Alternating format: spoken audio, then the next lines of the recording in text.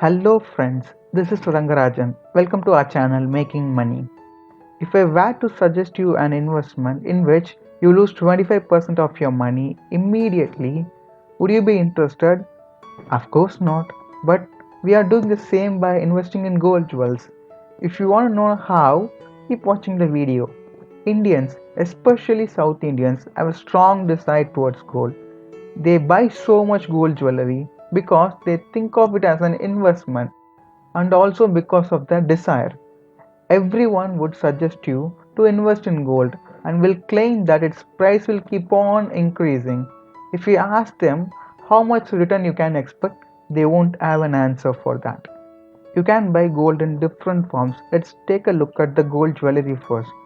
Take a look at this earring. I have taken the price of it from a famous jewelry. If you look at the image, there are two columns. One is regular price and the other one is discounted price. Let us consider discounted price for our calculations. You are paying 3% for stone, 3% as GST and 20% as making charges. And on top of it, jewelers will add wastage to it. The consequences is that you would be paying about 25% more for jewels than the current market price of the gold. This is a simple design. If you opt for a rich design, the jewelers would charge you more in form of making charges. You would be paying 1,46,000 for a gold that is worth 1,16,000. Do you consider this an investment? I certainly wouldn't. For something to be considered as an investment, it should multiply our money. But in case of gold jewels, it would take years for gold to grow just to match the price you paid for it. If you lose 25% of your money, you'll need 33% more just to make up for the money that you lost. Let's approach this with an example. Let's assume you have 100 rupees. If you lose 25% of it, then the money you have left becomes 75 rupees. 25% of that 75 rupees is 18.75 rupees. So, if you earn 25%, then your total money will become 93.75 rupees. To make it 100 rupees again, you will have to make 33% gain. The higher the loss, the higher you will have to earn to make up for it. For example, if you lose 50% of your money, you will need 100% to account for the loss. The legendary investor Warren Buffett said there are only two rules for investing. One, never lose money. Two, never forget rule number one. So, the more important thing than making money is not losing our money. Okay, gold jewels have issue with wastage and making charges. If you are wondering about gold coins or paper gold, keep watching the video till the end. Let's cover a couple of myths in detail. 1. Gold price keep on increasing. If the gold price kept on increasing from the time of its discovery, then its price should be ideally infinite now, right? Why is it not infinity? Why is gold selling for 4,500 rupees and not 4.5 lakh rupees? The truth is, the price of gold doesn't keep on increasing. It also have ups and downs. 2. Gold is a safe haven. People think of gold as a very safe instrument. You can see for yourself in this chart. On your screen is the historical gold price chart in USD. If you take a closer look, you can notice the gold price crashed around 1980 and it was nearly flat for years. Let us take a look at the historical price of gold chart in INR. The same price of gold looks very different in INR. There was no crash in 1980 and also the gold price kept on increasing little by little. You might be wondering how was it possible for a commodity in one country to be crashing and then another one to be increasing in price. It's not practically possible. If the price of a commodity keeps on increasing in one country, then people from other countries will come and sell it in the country where its price is high. At one stage, this will lead to the price of the commodity being nearly equal in all countries. But if you look at the chart, it says otherwise. The answer for this lies in USD INR price. India doesn't have enough gold to satisfy the needs of Indians. So, India has to import gold. India is the largest importer of gold in the world. If we import any goods, we will have to pay for it in USD. For importing gold also, we'll have to pay in American dollars. Since the value of INR kept on falling against USD, we had to pay more money in INR to buy the gold that crashed. The important thing to note here is that the price of the gold that crashed in 1980 did not recover until 2007. That is, it took 27 years for the gold price to bounce back to the price before the crash. So, the key point you have to understand here is that if you are buying gold in India, you are not just buying the gold, you are buying the American dollars also. Maybe this is a reason why Indians never realized that the gold price crashed. Just because we didn't know that doesn't mean that the gold price didn't crash. Another important point to note here is that after 27 years, gold just reached the same price before the crash and not the inflation adjusted price. Gold has not reached the inflation adjusted price yet. Just imagine what would have happened to a guy who invested in gold in 1980. Till date, he would be in loss only. Gold is risky and volatile, meaning that its price keep on having ups and downs. Yet people think gold is a very safe instrument. Reasons to avoid gold. Reason number 1. US dollar may not perform better in long term. We buy American dollars along with the gold without realizing it. Stats say that if the Indian economy keeps on growing at the same pace, in 2050, India will be the second largest economy in the world. China will be the first and US will be the third. I'll let you decide what will happen to the rupee value when India becomes larger economy than US. Reason number 2. Gold is not a cash flow generating asset. If you are doing business, you will get gains from it. Similarly, if you are having houses, you will get rent from it. Even FD will give you interest, even though the actual return of it is negative. Those assets add money to your wealth. Any asset that puts money into your pocket is called as cash flow generating asset. But what does gold do? No matter how many years you keep the gold, it will be the same and it won't give you any regular income. The only thing we can do is sell it to someone for the price they demand. Reason number 3. Gold has limited use. There is no much use for gold. It's mostly used in electronics like computers. Then it's used to make ornaments. I'll let you be the judge of if you should pay such a high price for gold. If the gold's price kept on increasing, the electronics may start using the next best thing to make the manufacturing cost cheaper. Due to this, use of gold in electronics might reduce. Reason number 4.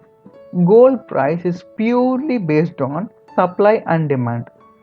The gold price is driven by supply and demand. Gold's worth is the price people are willing to pay for it. In case people start to see gold as a worthless product, its price will go down. Do you think it's the right thing to invest in gold based on the assumption that someone else will give you a better price? I certainly don't. Let's take a look at platinum, which worked on the same principle of supply and demand. Many of you might be aware that the platinum used to sell more than gold's price. Now, platinum is selling in the market for nearly half the price of gold. Is there any guarantee that gold won't crash like platinum did? I'll let you think about it. Reason number 5. Protecting gold is a pain. Let's say you are going on a family vacation for 2 weeks. How would you protect your gold reserve? Would you be able to enjoy your vacation with the thought that your gold might be stolen? Some would suggest keeping the gold in bank locker, but keep in mind if someone breaks into the bank and steals your gold, the bank won't be accountable according to the law. Please don't think that no one will break into the bank and steal your gold. It has happened many times throughout the history. Reason number 6. Gold performs well when economy doesn't. If you look at the historical trade, gold would have done great when the economy did badly. This is because people don't invest in business when economy is doing bad. They believe that gold will be safe during this time and they buy gold. The most important thing to understand here is that the economy won't perform badly all the time. Most of the time, economy will be performing well. During bad times like recession, the government and the RBI will bring back the economy to normal in a year or two. If you see the historical price of gold, you will come to understand this. For example, let's take a look at the gold price during 2012 to 2018. Gold was priced nearly 2700 rupees in 2012 and it was priced around 2800 rupees in 2018. Gold went sideways. One of the reasons is that the economy did good during the same time. Would you rather invest in gold that performs well only when economy does not perform well, or invest in the economy that performs well most of the time? Let us see how to think of gold. Gold is another form of currency. People used gold as currency in ancient times. It's still a currency. No one knows how it became an investment vehicle. The most important use of gold is to help us in times of need by means of pawning or selling it. Another important use of gold is during a war. If we had to migrate to another country during war, we can't take our land, we can't take our house, or we can't take our business with us. But if you have gold, we can take it to another country and change it to their currency and start a life there. Forms of gold. Gold jewelry. If you are buying gold as an ornament and not as an investment because of your interest in gold, then go ahead and buy as much as you like. But think once if it's worth the money that's put into it. Gold coin. Other than wastage and making charges, everything we discussed about gold is applicable to gold coins also. We can buy gold coins for some emergency purpose. We can pawn or sell it in case of emergency. If you have a quite sum of gold jewels, you won't need gold coins. The gold jewels you have would be enough in case of emergency. If you don't have enough gold jewelry, buy some gold coins. If you are going to buy gold coins, don't buy it in a bank. Banks would claim that it's 99% pure and so on, but don't buy gold coins from banks. There are three reasons for it. 1. RBI only gave rights for bank to sell gold coins. Banks don't have the rights to take back the gold coins, so you can't sell the gold coins in a bank. 2. If you choose to sell it in a jewelry shop, even they won't be interested in buying a bank's gold coin. You will have to find a shop that takes the bank's gold coin and sell it to them. But don't be surprised if they quote much lesser price than the market price. 3. Banks will sell you the gold coins for 7 to 8% premium to the market price, claiming that gold is pure and imported. Of course, most of the gold in India is imported. So, if you wish to buy gold coin, buy it from a good jeweler or not from bank. Sovereign gold bond. Sovereign gold bond is a type of bond that the RBI sells. This bond tracks the price of gold. If you don't know about bonds, it will be covered in detail in upcoming videos. Sovereign gold bond will give you the same returns as the physical gold. And on top of it, the sovereign gold bond will yield you 2.5% interest every year. But the problem here is that you can't sell your gold bond anytime. The maturity is 8 years, meaning that the contract period of the bond will expire in 8 years and you will get your money back in 8 years. Also, the lockdown period of the gold bond is 5 years. This means you will have to hold the gold bond for a minimum of 5 years before selling them. The best feature of sovereign gold bond is that if you wait 8 years and the bond matures, you don't have to pay tax on the returns that you gained from the bond, but still you will have to pay tax on the 2.5% interest that you gained every year.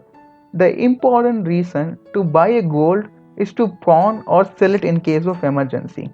But in case of sovereign gold bonds, you can't sell them immediately. You will have to hold it for a minimum of 5 years and sell it. Still, you will get less than the market price. I'll let you be the judge of whether you should buy a sovereign gold bond or not. Digital gold.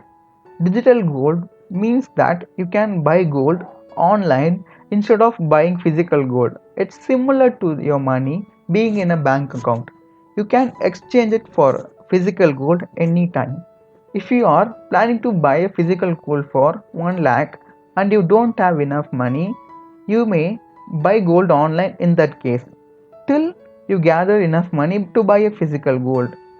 Paytm, PhonePe, and other apps are selling digital gold, but the buy and the sell price on these apps will be different. Keep that in mind. If you will gather enough money in a few months to buy physical gold, it's better to keep your money in bank account. Because of the difference in the buy and sell price of digital gold in these apps, you will lose money. If you have a trading account, it's better to buy gold ETF in the previously mentioned scenario. If you don't have a trading account or don't know what a gold ETF is, it will be explained in the future videos. To wrap up, I would say gold is not a good investment. It's a currency. Don't think of gold as an investment. Think of it as a tool to help you in case of any emergency. It is highly recommended that the middle class buy at least 1 to 2 lakh worth of gold to help in case of emergency. If you enjoyed the video, like it, share it and subscribe to the channel. Thanks for watching.